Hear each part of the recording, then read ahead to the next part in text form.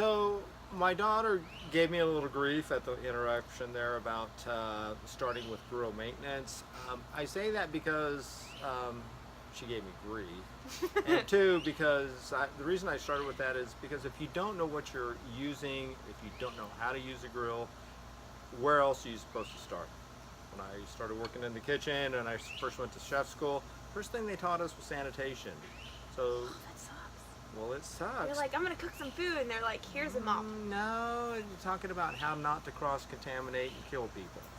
Okay, So fair. that's a good fair point to start with. So it's a good fair point to start with something that if you don't know how to use a grill or how to start a grill, how to fire one up, or the importance of keeping one maintained, that's where you need to start with the basics.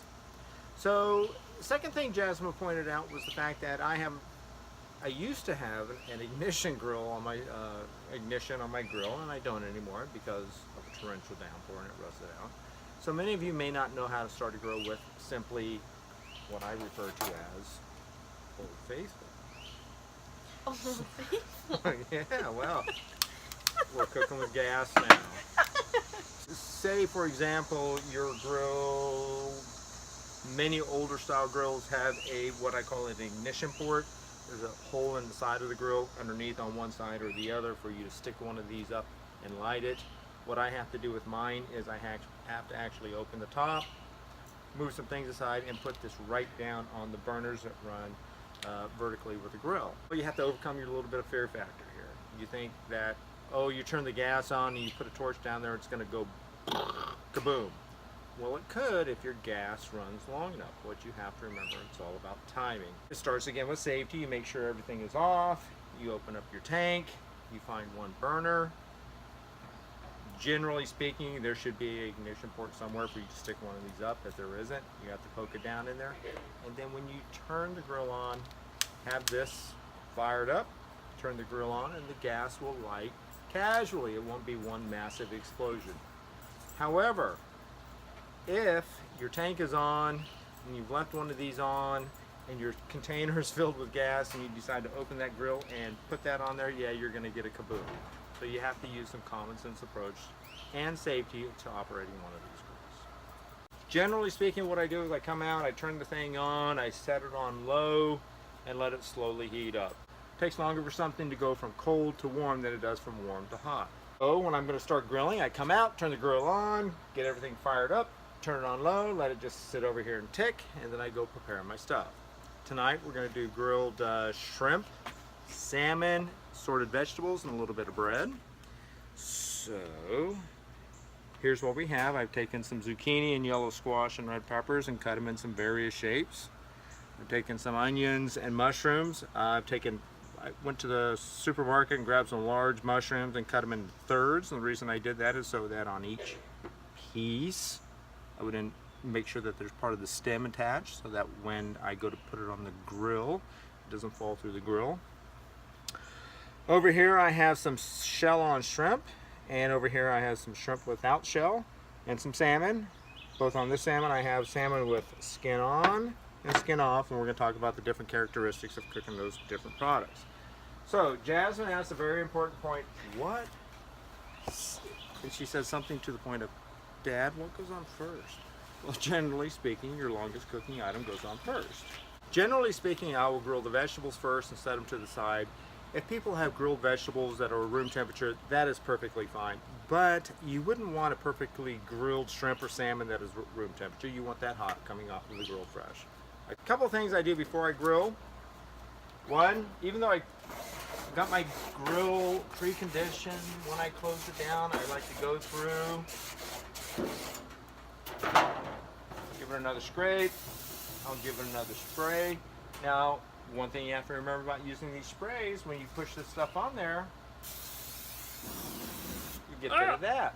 For the pyros in the room, that's pretty cool. For those people who don't like flame, just be aware that it's going to come. That has to do with the actual aerosol within the container. Singed. So, a couple things. One, when you put something on the grill, you want to ensure you hear the noise of That sounded like a symbol. well, it's not a symbol. When there's something hitting the grill, you want to hear that sizzle noise. If you don't hear the sizzle noise, that means your grill is not hot enough or it's not ready. The goal behind all this is to ensure that you're searing the outside of the meat. We have some yellow squashes, zucchinis, which he did long ways, and then zucchinis, which he did like on the diagonal, and it looks like a red pepper. Correct. I like to spray both the grill and the vegetable. Put my peppers on where it's nice and hot.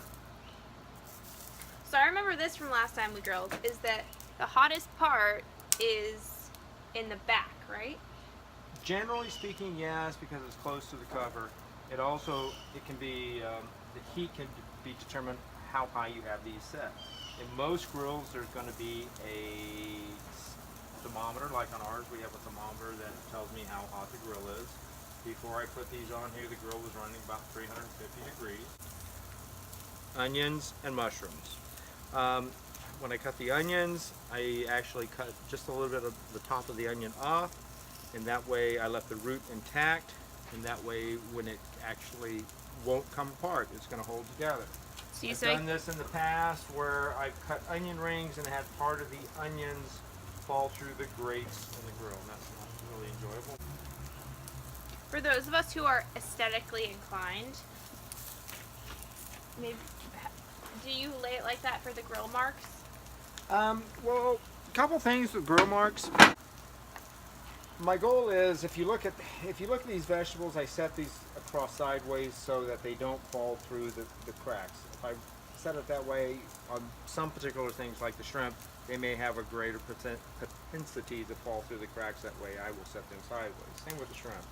Second thing is I'm not so much worried about the grill marks as I am about imparting flavor. We're putting all this on the grill for one simple reason, and that is to get grilled flavor. Okay. So I did my internship at American Place with Larry Forgione, and it was there that he taught us not to worry about grill marks, but about getting flavor on the food. And to get flavor on the food, you want to move it around a lot so it gets lots of grill marks. Not those perfect diamonds, but Right. lots of grilling, because it's those marks to get flavor. So flavor over. Flavor over Looks. presentation and looks. Well, that is just not usually how I roll. In most cases, your vegetables, even this grill could have been a little bit hotter. I've just put these on. It's going to take a little while for the vegetables. Push them into the back and let time do its thing. So we'll show you what we've got underneath the hood here. Basically, we've moved a bunch of things around. I moved the mushrooms around, moved the onions around. This is a prime example of why I like to cut the onions and leave the root piece on. That way these onions don't fall through. Give us a close-up, Dad. Right. Bring it on in here. There we go. Oh, tasty. Tasty. Got my peppers cooking. On this particular pepper right here, some people may say, oh my God, that's burnt. That's not very good. You should throw that out. Actually, no. I taught some classes where we actually did this on purpose, and there's a reason for that. When you get your pepper that black, you can actually pull it off to the side, let it cool, and then the skin, once it cools, will actually come off, and that black part will come right off, and actually it takes the skin of the pepper with it. So if I were to allow that to cool, all the outside wrinkly bits of the skin right in here would actually come off. So there are reasons why I do that on purpose, and I'm actually going to save that. That's how they make roasted peppers. They do exactly that. The roasted red peppers in a jar. In a jar. They do exactly like that. There's a part about cooking that a lot of people don't understand, and this is really important for cooking meats. That's called carryover cooking. And that means that when I pull all of this stuff off and I allow it to sit over on the side, it's going to continue cooking for a good little while. Is that what they call rest time? Well, rest time really is more about allowing meats to rest so that the juices of the meats flow back into the center of the meat. Ooh. When you cook a piece of meat or any animal type product like that, generally speaking, what happens is all the blood and all the juices flow to the center of the meat. When you allow it to rest, all the juices come back out and filter through the meat and allow it to rest. carryover cooking is talking about the fact that, yeah, I may pull that off of the grill at that certain temperature. However, when even though I pulled it off, it's going to continue cooking sitting on the plate. I only knew rest time because I watched those shows. Yeah, I try to avoid those. So, with that being said, now that I've cooked all my vegetables, I'm going to give my grill a quick clean. And then we're going to put on some fish. I'm going to take a towel, a wipe. I have to say, I have to say, You have to. if you want to get your hair dry really fast, just grill. Because my hair was like sopping wet at the start of this, and now it's super dry. So, beauty tip. This is how you dry your hair, isn't it, Dad? Well, yeah, I don't have much hair. Okay, so over here we've got a couple different things we're going to cook. One is some skin on salmon, one is some skin off salmon. I'm going to put those on first. Okay. Put those on high heat. Now you hear that noise?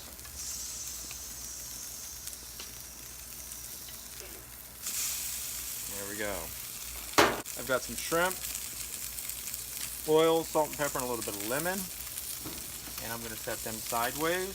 Again, you can hear this, maybe high heat. Here, I've got the shrimp with the shell on. What I did is I coated these in olive oil with a little bit of Old Bay. I left the shell on for a particular reason. A lot of times the shell will impart flavor onto the shrimp itself. I've done made sauces where we've actually sauteed the shrimp with the shell on, and it gives the sauce actually different flavor. And most times when you cook, and if I'm making a classic cream sauce or something, we're actually going to use shells as the basis for the sauce itself. In the shell. Are the legs still on? Yeah, I like that because it's kind of creepy. It is totally creepy. Okay, let's get a close-up here real fast. And what you can't see is the fact that I'm cooking on high heat. Sand products you want to cook quick, you want to seal, you want to start on high heat. If I was going to cook, say, for example, chicken, I might start chicken out on high heat, and then I would turn it down to lower heat. So for those people who haven't grilled much, what you're looking at here is you can see that the colors and the smells. You can particularly look at this piece of salmon right here, and it's starting to turn color. One classic method of testing whether an item is ready to flip, it will tell you if it's ready because it will lift up off the grill. So like on this particular piece, it's ready to go. Same, that one's ready to go too, because it slides right around, not sticking to the grill. That would be the same with chicken, meat, anything that you cook of a protein type item like that. As long as it can move. And same with the shrimp. Like the shrimp aren't, they're not going to stick too much either. That's one reason why you close down your grill a certain way, and that is another reason why you make sure that you get your grill nice and hot. You oil it, you wipe it off. And what I didn't mention in previous is that all of this stuff that I'm cooking on the grill, basically, I've seasoned with salt, pepper, and oil. That's all that's on there. And Jennifer looks like she's ready for some dinner. Alright, so. You want to see Jennifer? There she There is. she is. It's her domain. Okay, so here's the salmon. Gorgeous. Here's the salmon with the skin on. Does it taste different with the skin on versus skin off? Or does it just cook different? It's going to cook a little different because what's going to happen is that salmon skin is going to prohibit part of the grill flavor getting onto the meat because it's being protected by the skin. But that doesn't mean that you can't cook salmon on the grill with the skin on. Particularly with shrimp. Now over there, we're going to turn these shrimp over because they're cooking quick. Shrimp like that, again, high heat. Over here with the shell on, it's going to take a little bit longer. Those where they are, I'm going to put those in a high heat area. And I mean, in terms of like prepping, you guys, this is one of the best things you can do because look at all this food. It's not taking that long. You can do it on the weekend. Now you have all of this to create with. So if you do all that shrimp, you can do a shrimp salad, like a salad with shrimp on top. You could turn it into a lot of different things, right? And then, Pre-grill a bunch of salmon Yeah. and serve it cold as a salad as well. right. So like there's so much you can do with this just from, and it's an easy way to prep a lot, like a big volume at one time. Right. Rather than like trying to fit all of this in the oven, you can't really do that. So to have something like this, you know, you can cook it on, I mean, and how long do you think it would keep, Dad? Like, Oh, a couple days. so like you could cook on the weekend and you could eat this for one kind of protein for lunch, one kind of protein for dinner for like 3 days. So here I'm throwing a little bit more spray on there because what I'm trying to do is make sure I achieve that charred flavor. Here you can see the salmon, you've got a little bit of albumin, which is the juices from the salmon, which are actually coming off of the outside of the fish right there. See that? What a horrible word, albumin. That's lovely. See now on this particular piece of fish, you can see that, you know, you're getting some of the albumin coming off of the side. And we can do this, but it's going to start slowly pushing away. Okay, you can see just done on the inside. The salmon you can eat with, obviously like tuna, you can eat with some pink inside. This quite easily I could eat right now. For some people, they like their fish cooked all the way through. I'm actually going to just leave that sit there for a minute while I cook some of these shrimp up. Flavors on flavors on flavors. Right, and this is ready, and there you go. So now, as I said before, when I close the grill down, I'm going to do basically the same thing. Turn all these off. Knobs first. Knobs first. I'm going to shut the gas off underneath. Can we eat and then clean? We can eat and then clean. Well, no, you can't, Jasmine. You want to clean while the grill's hot. But you can take all the food in the house and you can get ready to start eating. Leave me with the cleanup. Okay, say bye, Dad. Bye, Dad. No, okay, bye. Dad's always right. Okay. As much as that kills me, What kills you? that you're right. I'm not right. You're not? You're right. Oh. Dad was right. Oh, I thought you said Jasmine was right. No, I said Dad's always right. Oh, well, you can edit that part out. The yellow squash, they were a bit smaller, so I cut them into planks. Ooh, planks. Dad, fitness is, there's the thing in fitness called plank. You know that? I know. It's hurt me many a That's a time. play on words. We could do like squash planks and, you know, regular full planks and knee planks and Okay. all the planks. All right.